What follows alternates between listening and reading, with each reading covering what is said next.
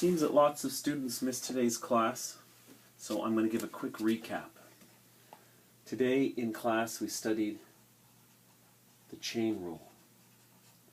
It's a derivative rule that follows in the line of the addition rule. And let's remember what the addition rule was. If you have two functions, f and g, you take the derivative of them. The derivative is a measure of change. So the change of two functions added together is simply the change in the two individual functions added together. The product rule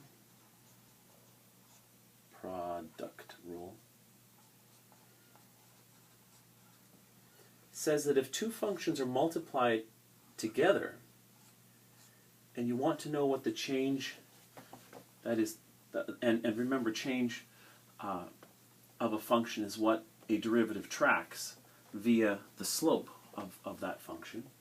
If you really want to know what the change of two functions that are combined through multiplication, you measure the change of the first function, leaving the second function alone, and then measure the change in the second function, leaving the first one alone. So you measure the change in each part of the multiplied function. You measure that change separately, leaving the other function alone, and then add the results. So the product rule can measure the change of two functions that are multiplied together. Addition rule is much simpler, or is even simpler. These are separate. So the chain rule takes it even one step further. If two functions are nested, so that in this case function g is internal to function f, and you want to know what the derivative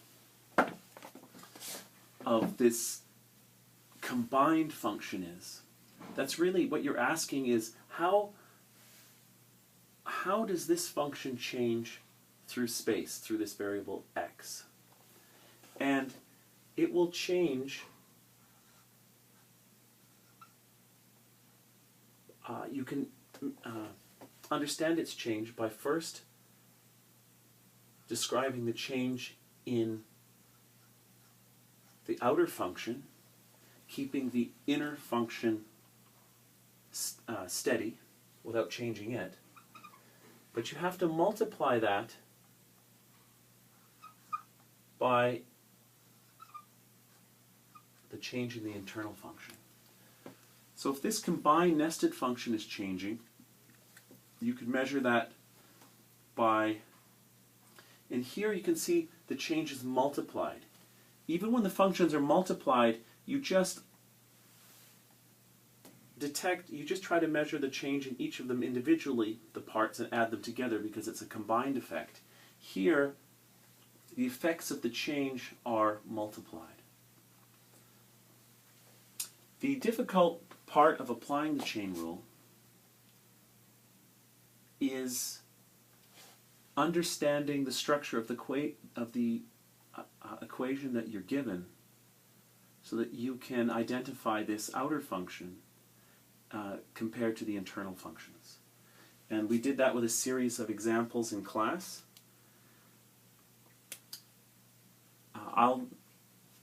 Right after this short intro video, I'm going to do some examples that will help you on the homework. But people who missed the class will miss the examples I gave there. Now, we can expand and generalize some of our earlier rules, such as the power rule. And let's just restate what the power rule was. The derivative of a power, x to the n, was the same value of x with a reduced power but a coefficient proportional to the power originally. This can be generalized to a situation where it's no longer just a simple variable x, but consider the derivative of an entire function to a power. Here, u is a very common symbol for, it looks like a variable, but it's really a little function of x. And this is just a really tight notation.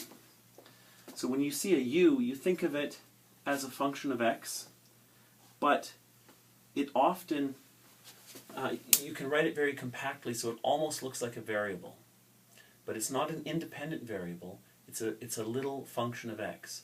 So if you want to take the derivative of a little function of x, you mimic the power rule for just a variable of x. So it's still, you're going to bring down the power on that little function u. Again, the power will match here. It will be dropped by 1. But now the chain rule says that if you are taking the derivative of a function with an internal function inside of it, and here u has an internal function, it's not described, but we're assuming it has some kind of structure, you have to multiply this change of the external function by, you have to take into account also the change of the internal function. So that would be du by dx. Now I've changed notation a bit from prime to Leibniz notation, so I'm going to restate this just in the prime notation that a lot of people like. So if I want to take the derivative of a function to a power,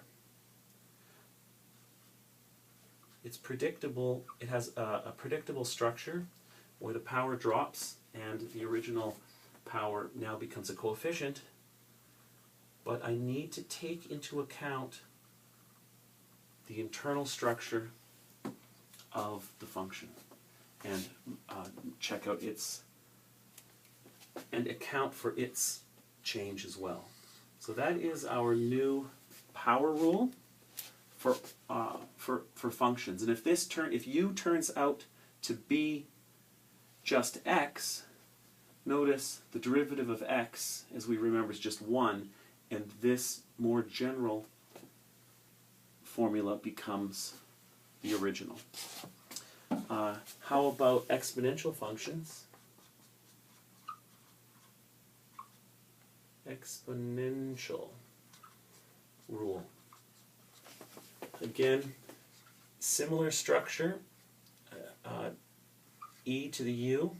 Derivative of an exponential function is the exponential function itself times the derivative of the internal structure of u, of this internal function u. That can be stated maybe more elegantly as e to the u. The derivative of e to the u is equal to e to the u times the derivative of u. And last, we can have a general trigonometric rule.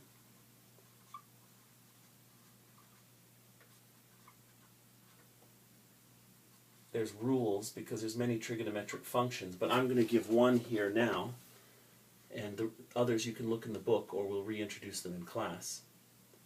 D by dx, so the derivative of sine u, where u is a little function, is equal to sine, the derivative of sine is cos. That's the outer function, but we need to take into account the inner function, and du by dx, times the derivative of the inner function. I'm not sure if people can see this well, but sine u, derivative, is equal to cos u times u prime.